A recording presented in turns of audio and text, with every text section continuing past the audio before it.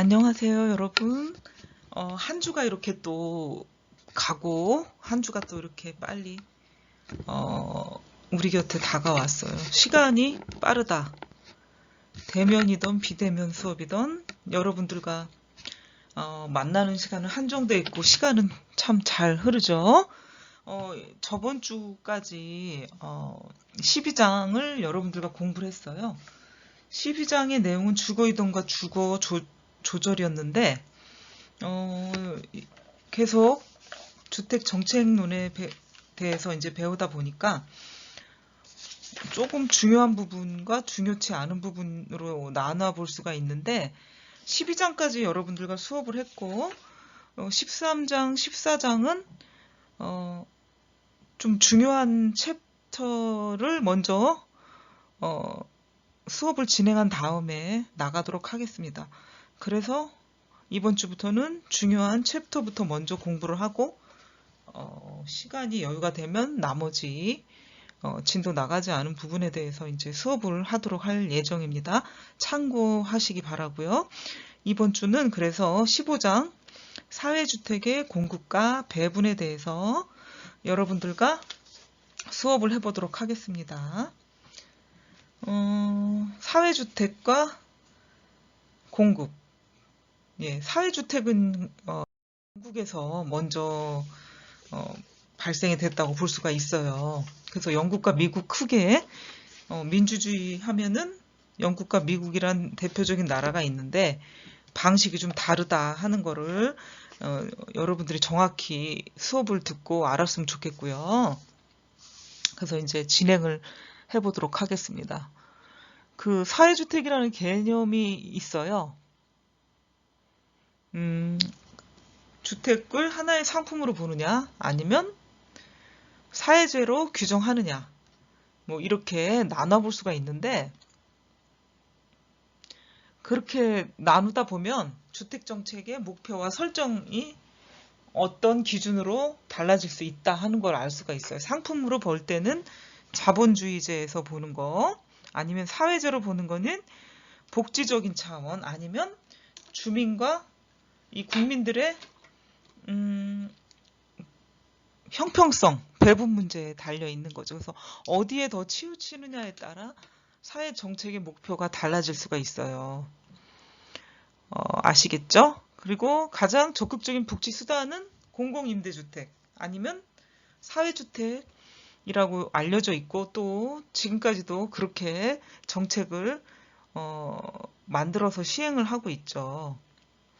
이 주택 문제를 각각의 개인이 해결할 수가 있으면 좋겠는데 그러지 못하기 때문에 정부 아니면 국가에서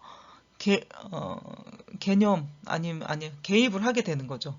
개입을 하게 되는 거죠. 그래서 주택 소유 집단이 존재하고 이들의 어떤 주거 안정이 사회적으로 중요한 위치에 있기 때문에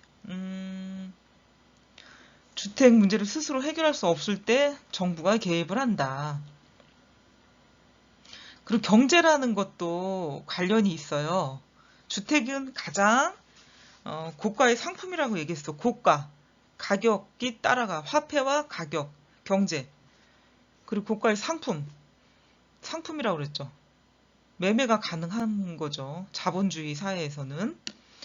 그 자본주의 사회에서 전체적인 소득 수준이 같지 않기 때문에 저소득층을 위해서 개입을 하게 되고 그 세금을 걷어들여서 다시 배분을 하게 되는 게 정책이 되겠죠. 그래서 경제 문제는 관련이 돼요. 주택 상품과도. 그래서 그 경제라는 거는 이제 자원의 희소성에 기인한다. 최소의 투입으로 최대 효과를 누리는 게 경제의 원리죠. 그래서 경제의 원리를 알았을 때 여러분들이 주택이라는 상품제가 고가의 상품이고 구입하기 힘든 상품이고 저소득층에게는 금방 매매가 되거나 구입할 수 있는 상품이 아니라는 거. 여러 가지 계층들이 있기 때문에요. 그래서 주택은 경제 문제에 기인을 하고요. 이 경제 주체는 수급의 균형이 이루어진다고 볼 수가 있겠습니다. 이런 게 이제 시장 경제 원리죠. 그래서 우리가 자본주의를 채택하는 거와 관련이 있다. 연관성이 아주 매우 깊다라고 볼 수가 있겠어요. 그래서 사회주택의 개념은 이런 것들의 어떤 단점을 보완해주고 취약계층에게 도움을 주려는 어떤 목표가 있는 거죠. 시장 경제 원리하에서는 주택건설업자는 뭐예요? 경제 원리에 의해서 최소의 자본 투입과 최대의 수익을 얻으려는 게 있죠. 그래서 건설업자는 이윤을 극대화하려고 합니다. 근데 건설업자뿐만 아니라 자본가, 사업을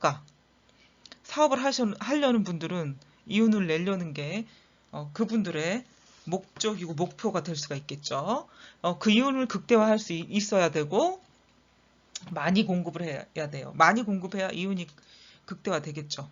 또한 이런 것들을 구매할 수 있는 사람들, 가구들, 이러한 신규 주택을 구입을 해요. 구매할 능력을 갖춘 가구들은 신규 주택을 구입을 할 것이다 하는 예측하에 많은 주택을 공급하고 그 공급한 주택에서 수익을 창출해내는 것이죠.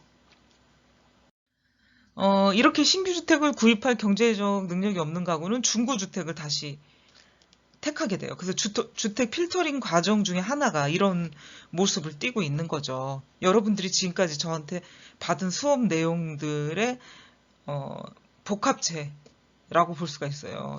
계속 매주 강의하는 내용들이 단순하게 한 챕터를 강의한다라고 볼 수가 없어요. 한 챕터의 주제를 가지고 하지만 다 이렇게 연결이 돼 있죠. 연결고리처럼. 그래서 한 챕터의 수업을 잘 들으면 다음 챕터의 수업도 쉽게 수강이 가능하다는 거. 예습복습을 하면 더 좋겠지만 그렇지 못할 경우에도 집중해서 듣게 되면은 하고 여러분들이 좀 흥미를 느낄 수 있는 부분들이 있다고 생각을 해요. 소득이 낮은 영세민들은 임대주택에 거주하거나 또 값싼 불량주택 거주지에서 이제 살게 되는 거죠. 저소득층의 어떤 주택 문제는 주택 수요와 공급의 어떤 시장 논리가 아니고 인간 기본 욕구로서 주택 아니면 주택 소요로 파악할 수밖에 없고 주택 소요는 저소득층의 사회복지적인 주거 안정책으로 설명을 할 수가 있어요. 그래서 얘기를 했던 부분들이죠. 자본주의 시장 체제 하에서도 전부 새 집, 좋은 집, 소득이 모두 높을 수가 없어요. 경쟁하는 체제이기 때문에. 그래서 상중하, 아니면 더 세분화돼서 나눠질 수 있기 때문에 그런 상위 계층이나 저소득층들 아니면 사회적 약자들을 위해서 정부에서 지방자치단체에서 지방정부에서 이런 복지정책, 사회주택의 공급과 배분이 이루어지고 있는 것이죠. 사회주택은 오래전부터 영국에서 시도가 됐어요. 1857년, 프랑스는 1867년, 독일은 1889년. 이렇게 역사가 깊죠. 유럽의 나라들은. 우리나라는 진정 20세기에 와서 21세기란 2000년도라고 볼 수가 있겠죠. 와서 이런 사회주택이나 복지의 개념이 딱 머리에 인식이 되기 시작을 했습니다. 그래서 이렇게 오래된 나라, 지금 2020년에서 1857년이라고 하면은 벌써 100년, 150년 이상이 됐어요. 유럽은 150년 이상의 어떤 정책을 계속 시행착오를 거치면서 가져왔고 개선해 왔고 논하고 있어요. 그러니 20세기, 21세기에 이런 정책을 듣고 알게 된 우리나라는 얼마나 이런 유럽 선진국가의 차이점이 많이 있을 수가 있어요. 당연히. 그런데 그거를 150년의 세월을 한 번에 뛰어넘을 수는 없는데 제가 볼 때는 한 번에 그 세월을 뛰어넘으려고 하십니다. 너무 힘겨워요. 힘겨워. 부하가 걸린다고 그러죠? 너무 가중하게 기계도 일을 하면 고장이 나고 사람도 마찬가지인데 과부하가 걸린다는 얘기죠. 복지나 사회 정책에서도 이런 오랜 기간을 가지고 시행착오를 거치고 어떤 정책이 좋을까 안정되게 세월을 거쳤던 나라와는 다르게 우리는 너무 과부하적인 정책을 쓰고 있지 않나 한번 깊이 생각해 볼 문제라고 생각을 합니다. 두 번째, 사회주택의 발전 배경과 현황을 한번 보면은 사회주택의 비중이 큰 나라는 영국, 유럽 쪽이죠. 네덜란드, 덴마크. 그리고 미국은 상대적으로 비중이 크지 못해요. 북미 쪽은요. 개념이 달라요. 사회주택은 영국을 중심으로 이제 유럽 국가들이 19세기 초 중산층의 박애주의적 사회활동가 노동자 스스로의 노동조합 운동에 힘입어서 성장을 하게 된 점도 있지만 정치적으로 영국의 노동당에서 정치적으로 선거에 이용을 했어요. 나쁘게 말하면 노동당에서 선거 공약으로 내세웠어요. 그래서 이용을 했다고 볼 수가 있겠고 또 그런 공약이 지켜지도록 노력했던 게 또 민주국가이고요. 영국이기 때문에 사회주택이 또 많이 들어서게 된 나라가 영국이 되겠죠. 영국 같으면 사회주택이 전체의 30%인데 미국은 10%도 안 됩니다. 주택의 문제는 각자 스스로 해결을 해야지 나라에서 해결해 줄 수 없다 하는 개념을 갖고 있는 게 미국이었고요. 정치적으로 별로 관심이 없었어요. 그러니까 결국은 정치와 정책에 많이 좌우되는 게 주택이라고 볼 수가 있겠습니다. 주택 정책이라고 볼 수가 있겠습니다. 정치와 많이 관련이 된다. 영국은 1914년 그 주택 재고의 약 2%가 지방정부 소유의 사회주택이었어요. 2020년 벌써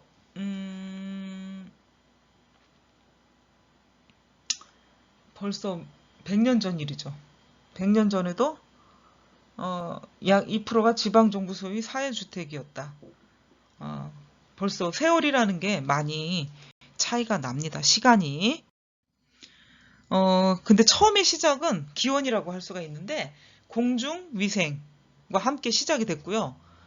이 저소득층의 노동자들이 싼 집을 찾다 보니까 너무 밀집해서 살게 되는 거예요. 낡은 집에. 그러니까 주거 과밀과 위생 상태가 좋지 않아. 불량주택이 있다 보니까 전염병. 요즘에 유행하는 전염병은 코비드19, 코로나라고 얘기를 하잖아요. 중국에서 출발이 됐다.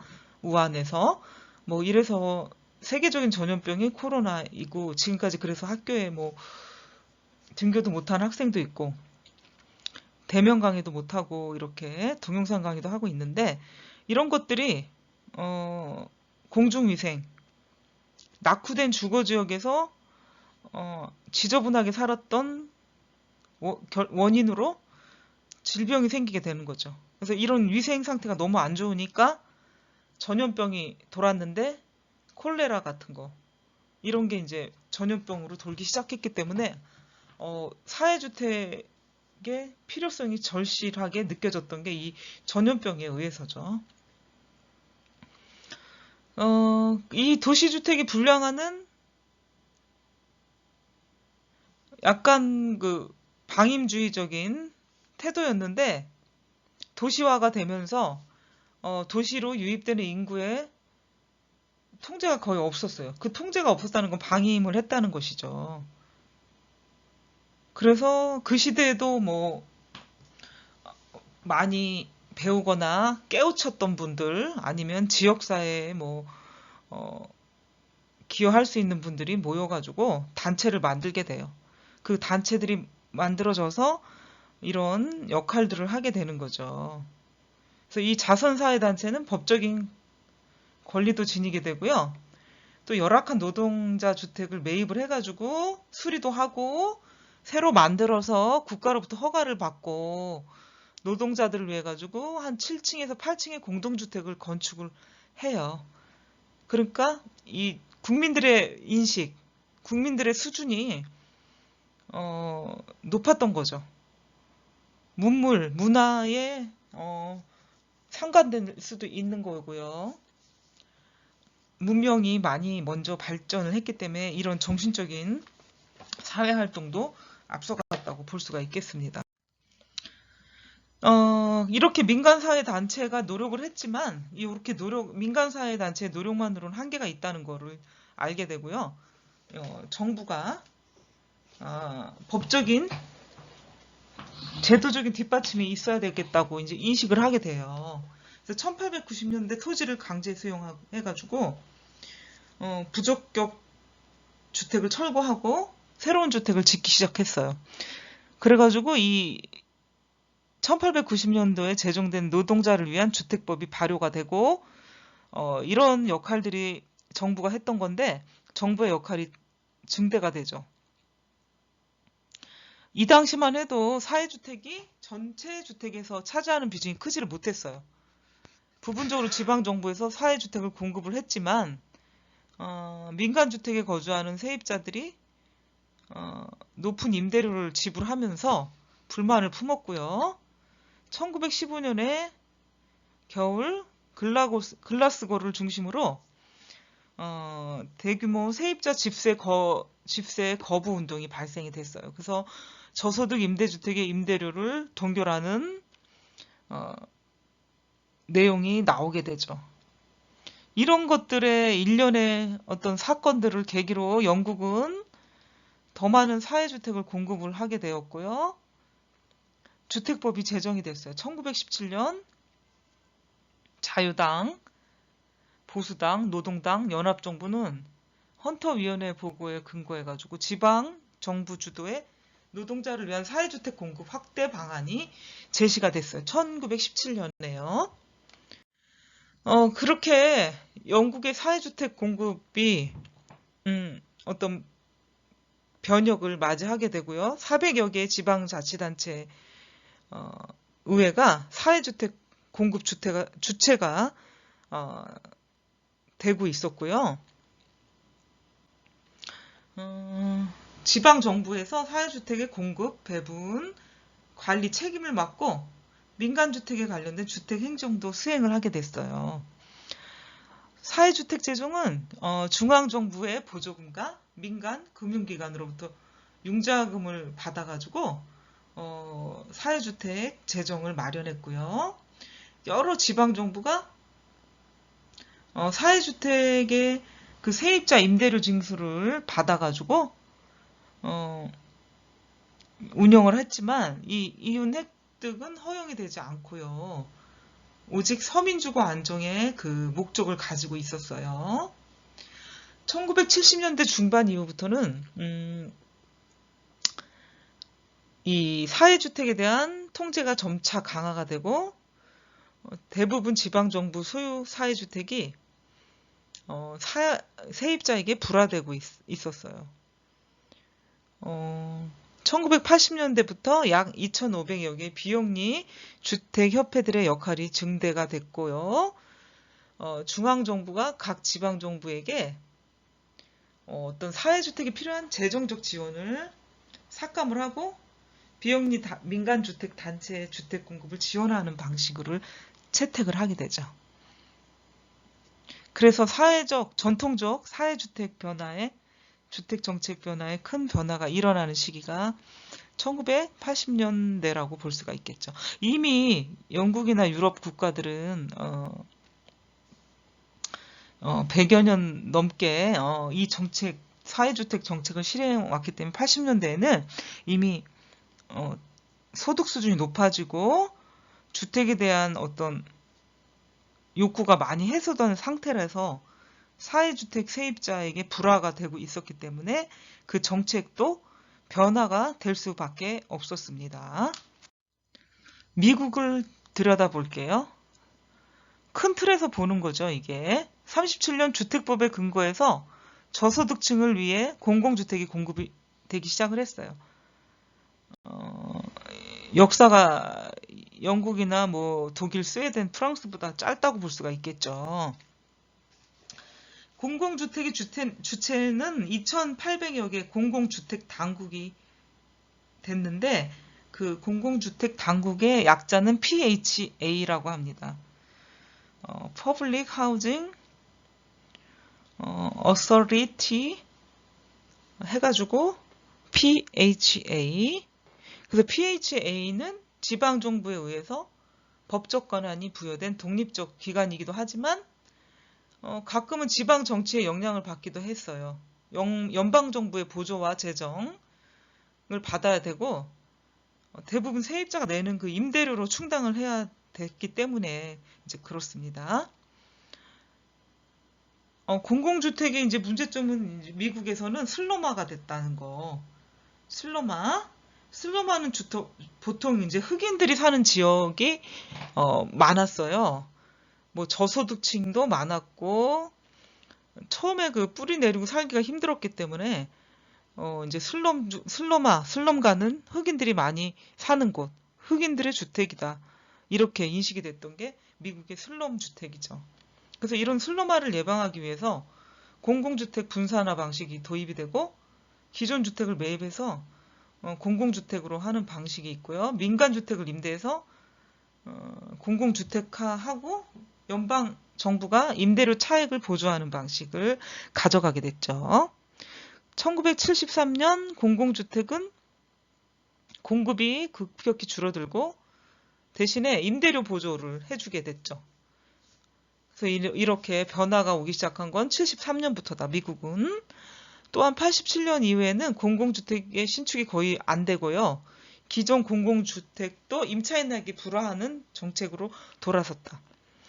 미국의 정책은 정치에서 공공주택이 정치에 차지하는 비중이라던가 이슈가 별로 없기 때문에 그렇게 되는 것도 있지만 미국 또한 가장 이제 잘 살게 된 시기가 80년대 이후라고 볼 수가 있기 때문에 점점 주택의 삶의 질을 따지게 됐던 거죠. 그래서 소득이 높아지는 연방 정부 주민들에게서 별로 이렇게 각광을 받지 못했던 부분도 있다고 볼 수가 있겠습니다.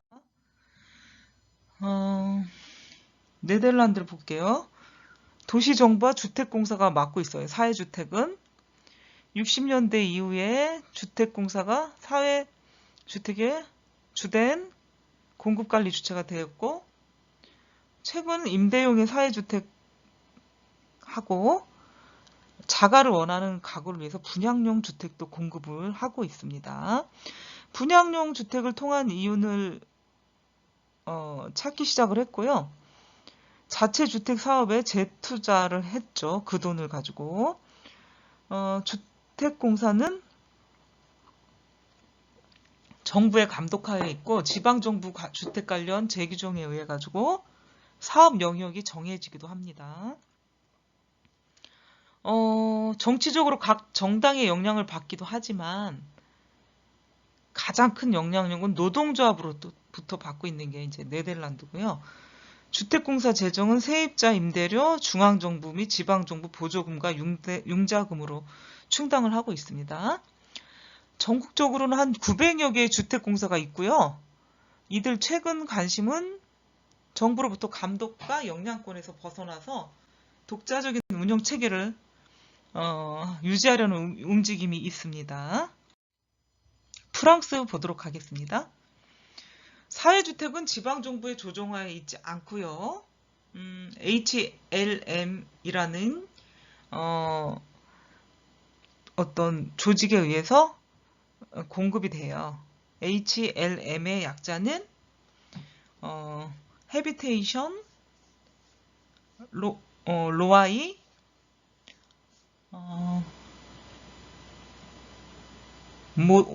모데헤. 그러니까 헤비테이션 로아이 모데히에 의해서 공급해요. 그러니까 헤비테이션 로아이는 영어고 모데히는 프랑스어라고 할 수가 있겠죠. 모데해. 모데해. 이거는 이제 절제 있는 뭐 온건파 보수파라고 얘기할 수 있죠. 지방 정부 조정해서 지방 정부 헤비테이션은 거주. 그죠? 사회주택이라는 의미가 되겠죠. 사회주택에 의한 공급인데 이렇게 해서 HLM이 주관을 했어요. 그래서 HLM 주택은 1850년대에 저소득층에게 저렴한 주택을 공급할 것을 목적으로 시작한 사회복지적 주택건설 운동을 발전시킨 게 HLM이다. 그래서 이 HLM은 정부 보조하에 분양주택도 공급을 하고요. 이 두 개의 형태가 있는데 지방정부 협조하에 사회주택을 공급하는 데가 하나가 있고 다른 하나는 민간기금으로 설립된 것으로 하나가 있어요.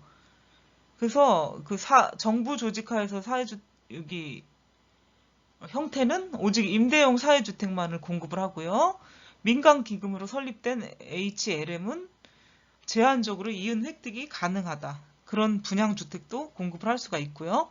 전국에 1200여 개의 HLM이 있고 중앙정부로부터 감독과 조정이 강화될 경우는 강한 반발과 독자적 운영체계를 주장을 합니다.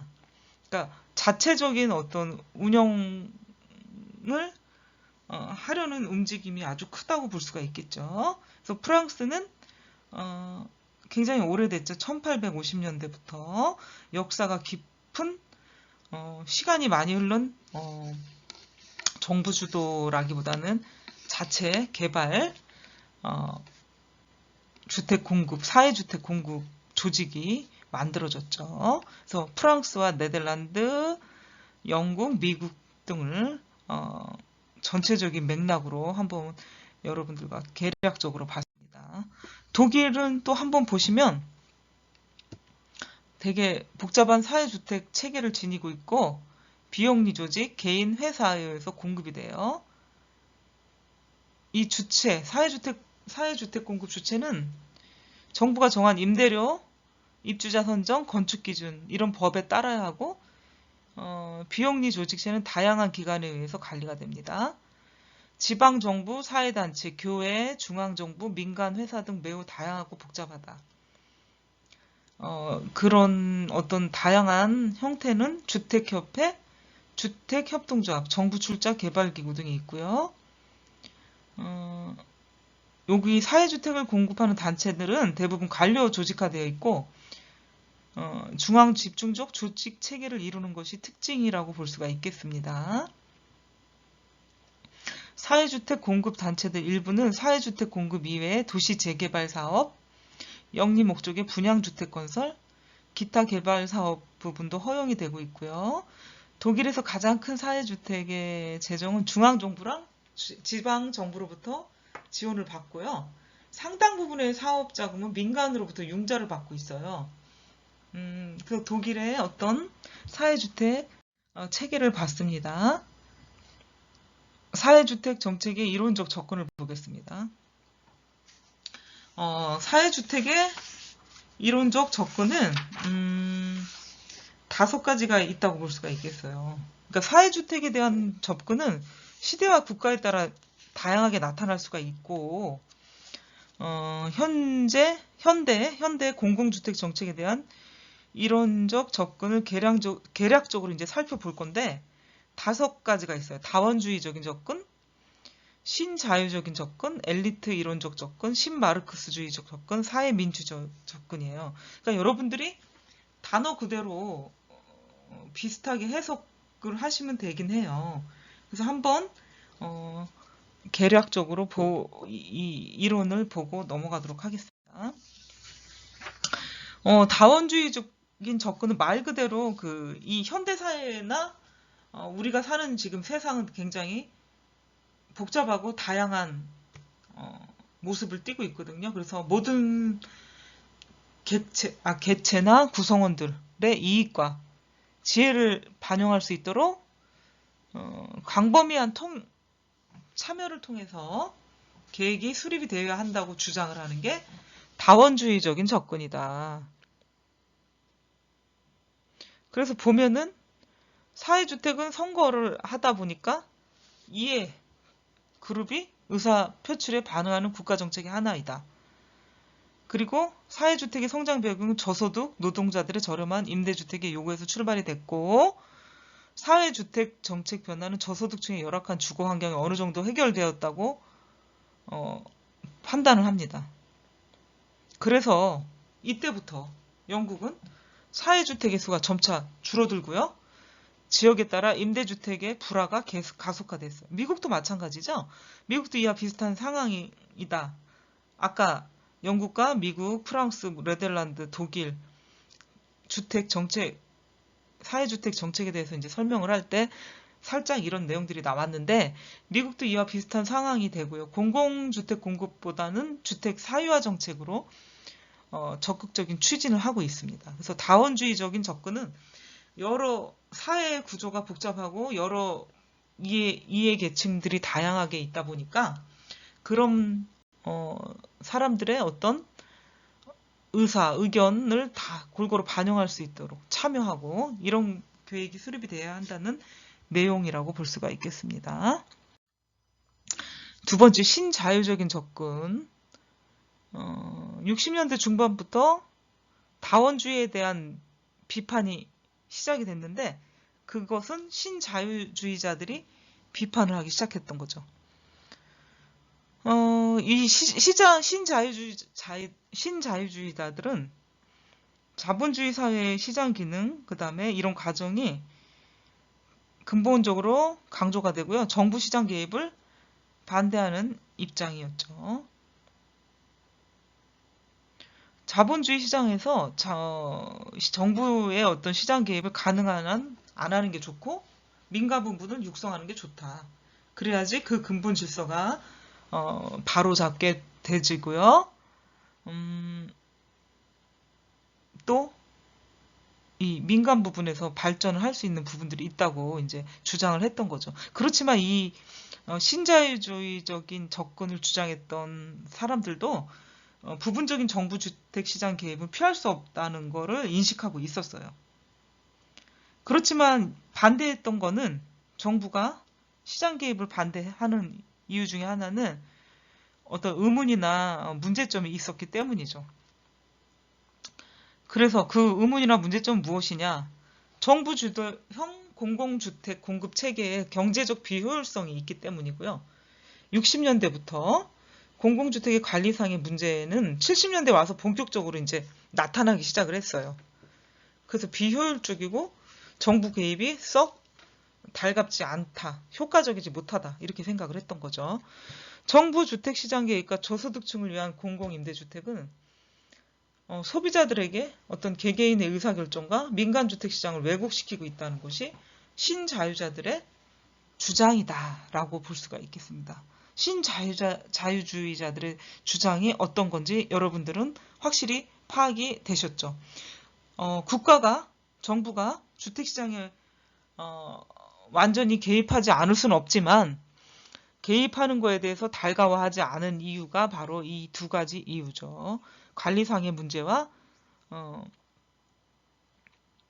그 저소득층만을 위한 공공임대주택이 소비자 개개인의 어떤 의사결정들과 민간주택시장을 왜곡시켰다라는 이유 때문에 신자유자들의 주장이 나오게 된 것이죠.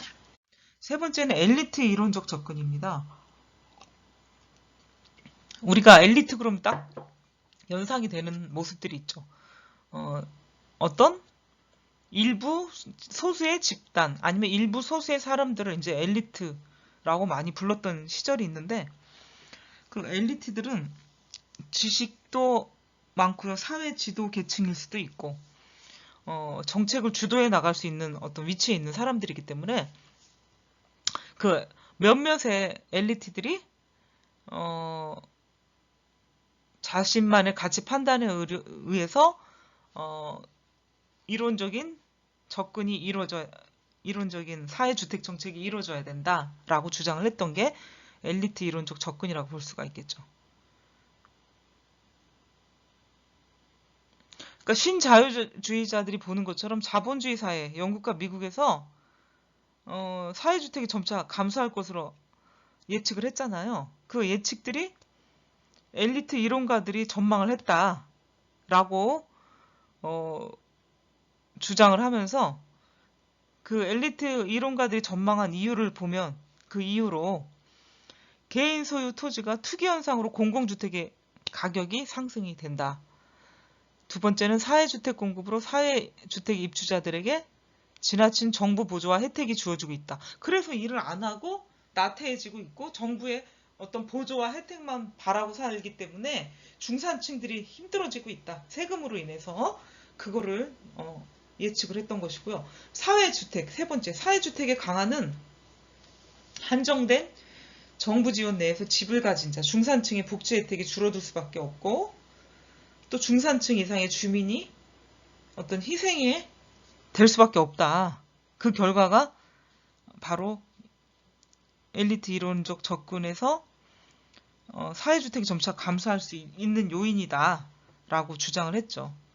엘리트 그룹의 가치와 이해가 어떻게 사회주택 정책에 반영되고 있느냐가 중요한 논점으로 등장을 했고요. 이익 집단을 비롯해서 대표적인 엘리트들의 의견과 영향력이 사회주택의 공익성에 얼마나 반영되고 배분적 형평성을 유지할 수 있느냐 하는 관점이 과제로 남았다 하는 게 이제 엘리트 이론적 접근이라고 볼 수가 있겠습니다. 네 번째, 신마르크스주의적인 접근을 볼게요. 자본주의 하에서 사회주택 공급을 위한 국가의 개입은 시장 기능을 위협하는 행위로 판단이 됐고 공공주택 정책이 증대될 수밖에 없는가를 설명해준다. 신마르크스주의를 볼게요. 공공주택이 증대될 수밖에 없는 이유. 첫 번째, 영국과 미국의 공공주택은 노동조합 결성한 노동자 등의 생활비를 경감을 시켜가지고 노동자들의 임금 인상 투쟁을 완화시켜줬다는 거죠. 공공주택으로, 사회주택으로 인해서. 두 번째는 사회주택 공급이 대규모 건설회사 및 건설 산업의 성장에 기여를 했다. 세 번째는 산업 자본의 한 부분을 차지하는 건설 자재, 산업 이윤 추구에 기여를 했다. 네 번째는 D. 슬럼 지역의 저소득 주민을 정상주택으로 이동을 시키는 걸 유발했다.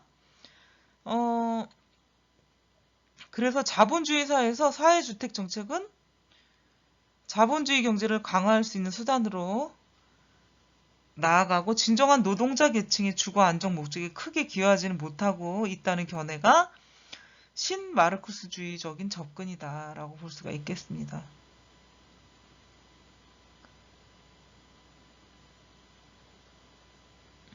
그러니까 진정한 노동자 계층의 주거 안정 목적에 기여하지 못했다고 이제 비판을 하게 되는 게 신마르크스주의 접근이다라고 볼 수가 있겠습니다. 다섯 번째는 사회민주적 접근. 이 마지막으로 요즘에 추구하는 부분이기도 하죠. 주택에 대한 사회복지적인 관점이 농후하고요. 이 접근 특징은 시장 지향적인 주택 문제 해결, 모색인 신자유주의적 접근이나 시장 모델의 모순과 한계를 극복하기 위한 대안적인 접근법이다.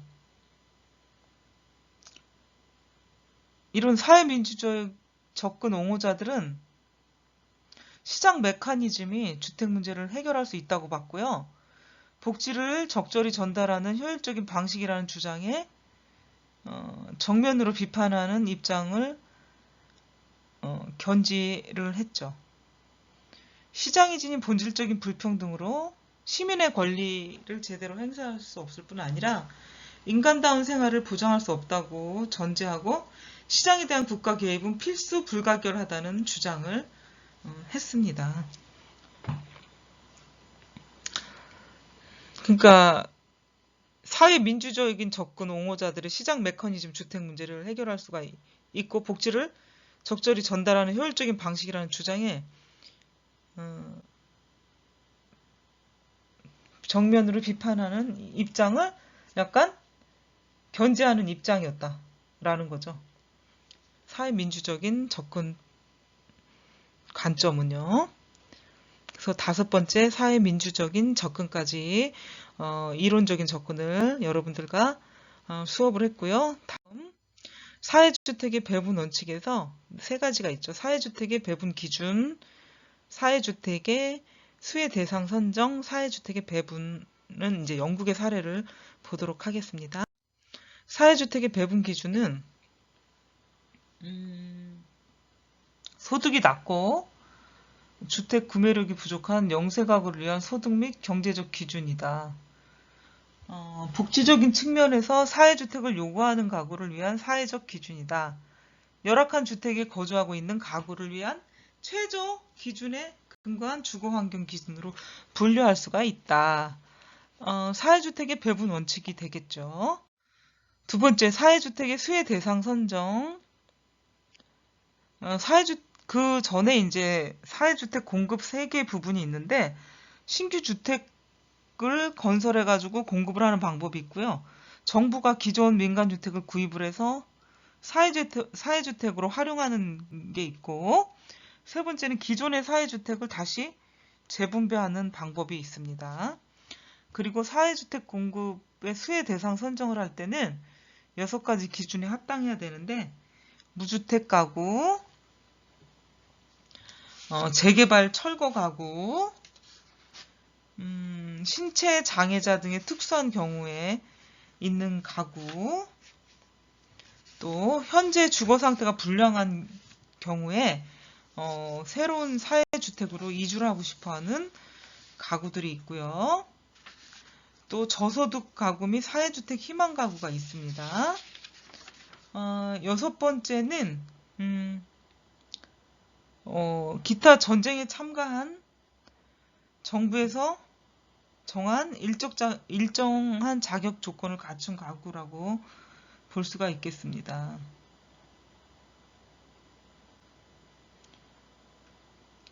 이렇게 그 사회주택 수혜 대상 선정 기준에 이제 부합이 돼야 수혜를 받을 수 있기 때문에 여기에 이제 부합되지 않으면 주택 수혜를 받을 수가 없다 하는 거죠.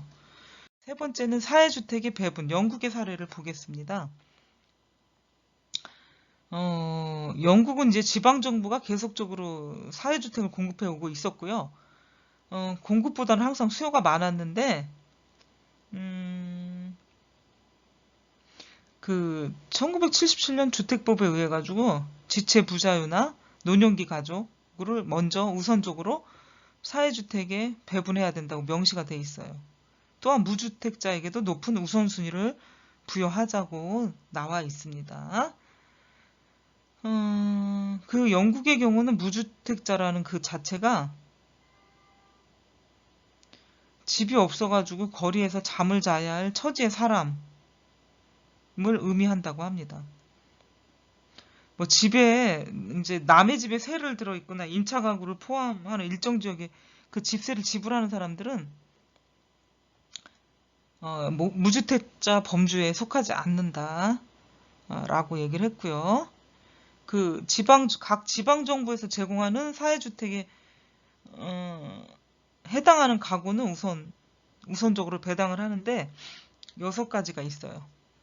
불량 주거지 개발로 인한 철거 대상 주민, 1977년 주택법이 정하는 무주택자, 3번째, 신체 장애 등 정부로부터 보호를 받아야 할 주민, 4번째, 현재 사회주택에 거주하는 사람으로서 다른 지역에 이사해서 또다시 사회주택을 희망하는 주민, 5번째, 해당 지방정부로부터 다른 지역으로 이주를 권유받은 주민, 6번째, 사회주택에 거주하기를 희망하는 가구로서 해당 지방의회 공공임대주택 대기자 명부에 등록된 주민이 되겠습니다. 이제 한국의 사회주택이 어떻게 발전해 왔는지를 여러분들과 한번 살펴보도록 할게요. 한국의 사회주택으로는 1962년 이후에 대한주택공사가 공공임대주택을 건설하기 시작을 했고요. 대부분 그 임대를 하고 나서 1년에서 5년 후 분양이 되어가지고 어떤 순수한 의미의 사회주택적 기능이 없다고 볼 수가 있겠습니다. 1982년과 84년 임대주택 육성 방안이 발표가 됐고 임대주택 건설 촉진법이 제정됐고 민간과 공공의 구별 없이 단순한 임대주택 공급을 확대하기 위한 방안이 마련된 게 이때라고 볼 수가 있겠고요. 우리나라 공공기관, 지방자치단체에서 그 임대주택이나 사회주택 기능을 가지고 있느냐 판단하기 위해서는 공공임대주택이 지닌 특징을 살펴보는 것이 도움이 됩니다. 근데 아직도 그 사회주택의 개념으로 많이 지어진 공공임대주택은 별로 없다고 볼 수가 있습니다. 그래서 첫째, 그동안 공급된 대부분의 공공임대주택은 임대기간이 단기였고요. 서구에서 말하는 사회주택은 영구임대주택인데 영구임대주택이나 장기임대주택인데 우리나라에서는 보기가 힘들고 큰 차이를 보인다. 그리고 분양을 전제로 한 임대주택이기 때문에 순수한 저소득층을 위한 주거복지적 기능이 약하다. 둘째는 공공주택 전담기관이 임대 목적의 주택 공급보다 분양 목적으로 주력했기 때문에 주거복지적 기능이 미흡하다. 뭐 예를 들어 일기 신도시에서 분양을 한 주택들이 입주가 되면서 같이 임대 아파트들이 입주가 되는데 보통 5년 거주하고 분양을 받게 되거나 뭐 10년 거주하고 분양을 받게 되거나 아니면 영구임대 아파트 이렇게 짓게 돼요. 그러다 보니까 영구임대 아파트 비율은 거의 아주 작고 분양임대 아파트가 많았기 때문에 그 분양임대를 투기수단으로 삼았던 투기꾼들도 많았습니다. 그래서 그 적은 분양임대 아파트를 사기 위해서 프리미엄을 주고 구매를 했던 사람들도 많은 것으로 알고 있습니다. 대한주택공사 등의 공공기관에서 공급된 주택이 주로 분양 위주였다. 공공기관에서 했던 아파트인데 거의 사업처럼 했던 게 사회주택의 부족 원인이라 볼 수가 있겠습니다. 세 번째는 사회주택 공급에 있어가지고 지방정부 역할이 매우 저조하다. 우리나라는 재원 조달이 어렵고요. 전문 인력도 부족했고 공공임대주택의 인식도 부족했다. 네 번째는 단기 공공임대주택이라고 해도 그 수혜 대상이나 입주자 선정 기준이 모호하고 정책 대상 그룹이 불명확했다. 본격적인 사회주택이라 평가할 만한 것은 1980년 이후부터 공급되기가 시작한 공공영구임대주택이다. 공공영구임대주택은 제6공화국이 주택 200만 호 건설 계획 1988년에서 92년을 목표로 제시한 것에서 출발했다. 200만 호 주택 건설 계획 중에 19만 호 주택은 공공영구임대주택을 공급하겠다는 것이 목표였습니다. 역사적으로 한국에서 서구형 사회주택을 공급하게 된 배경을 보도록 하겠습니다. 주택가격이 급등했고요. 부동산 투기가 만연해 있어서 너무 폭등했다는 거, 부동산 가격이. 80년대 후반 부동산 투기, 주택가격 상승 이런 것들 때문에 실질소득이 감소됐고 임금 상승을 부추기게 되었어요. 이런 내용들 때문에 제조업체 등은 토지 가격 상승에 따라서 공장 부지 획득이 어려웠고 임금 상승을 요구하는 노동자들의 투쟁이 시작이 됐죠. 당시 부동산 투기는 생산 부분에 대한 투자 감소를 초래했고 부동산 가격이 급등하는 시기에 유휴 자본은 토지나 주택에 몰려들어서 상대적으로 생산 부분에 대한 투자는 침체를 겪게 되었습니다. 그리고 사회통합의 필요성에 기인해서 1988년대 후반 주택을 둘러싼 사회적 갈등이 극도에 달하기도 했고요. 경제정의실천연합은 도시빈민의 주거불안과 압박을 해소하기 위해서 공공임대주택 공급을 확대하고 도시 빈민층이 거주하는 불량 주거지를 대책 없이 강제 철거해서는 안 된다는 강력한 사회 캠페인을 벌이기 시작했습니다. 급등하는 임대료를 감당하기 힘들어서 자살하는 사람까지 나오고요. 극도로 주거 사정이 악화된 사회 분위기였습니다. 정부도 이제 이런 걸 보고 주거의 빈부격차 심화로 인해서 국가 안보와 자유경제 체제에 도전하는 세력들의 온상을 제공할 가능성이 보인다고 획기적인 저소득층 주택 정책을 도입할 필요성을 느끼게 되었습니다. 그리고 도시 철거민들의 어떤 주택 운동의 영향이 있었는데 1980년대 초반부터 시작된 합동 재개발을 통해서 도시 빈민들은 장기간 거주한 불량 무허가 주거지로부터 쫓겨나게 됐어요. 쫓겨나면 더 좋은 집으로 가야 되는데 좋은 집으로 갈 수 있는 사회에서 어떤 보상도 그렇고 주택가격 계속 상승 문제로 인해서 집회와 시위가 이제 이어졌고 빈곤층을 위한 공공연구 임대주택을 요구하게 되었죠. 네 번째는 정치적 목적이 내재되어 있었다. 노태우 정부는 중간평가라는 정치 일정이 크게 작용이 돼서 정권의 이미지 개선, 국민 지지 획득을 위해 가지고 국민 주거 안정이라는 이슈를 이용을 하고 저소득층 지지 획득으로 원하기 때문에 공공임대주택 프로그램이 절실하게 필요했다. 정치 관료 엘리트들이 인식을 하게 됐던 거. 결국 사회주택의 문제점과 개선 방향을 보게 되면은 주택 소유와 주택 수요는 다른 정책적인 개념이다. 소득 기준과 주택 최저 기준, 사회적 기준이 있어야 되고요. 주택 기준은 소득 계층별로 구분해서 1분위 혹은 최하위 계층을 의미합니다. 우리나라는 영국처럼 임대료 통제 정책은 아직 실시한 바가 없고요. 정부가 값싼 임대료를 근거로 공공임대주택을 공급을 했습니다. 전혀 소득이 없는 극빈계층에게 소득 기준은 의미가 없고요.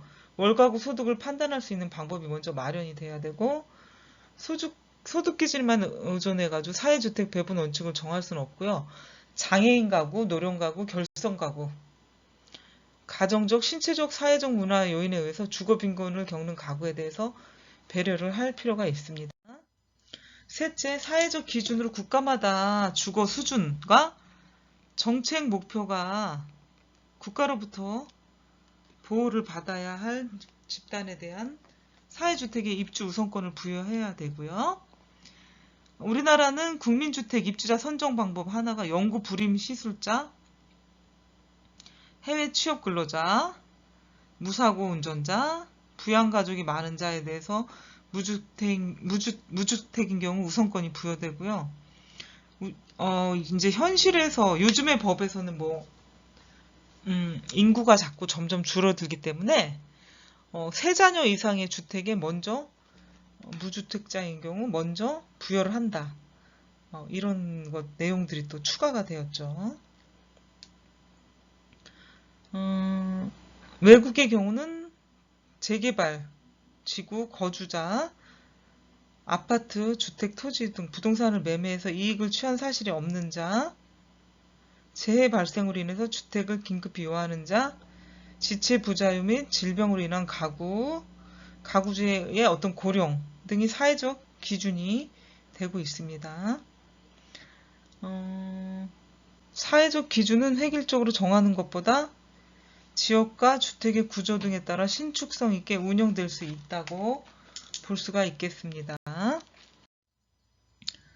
사회주택 정책의 방향을 보면 우리는 초기 단계라서 서구 선진국과 같이 정당 정치가 발달한 나라가 아니기 때문에 관주도적인 사회의 정책 수단이 강구될 수밖에 없는 형편이고요. 사회주택 입주 대상이 될 수 있는 집단에 대한 의견과 국민적 합의를 얻어야 되고요. 형평성도 유지해야 된다.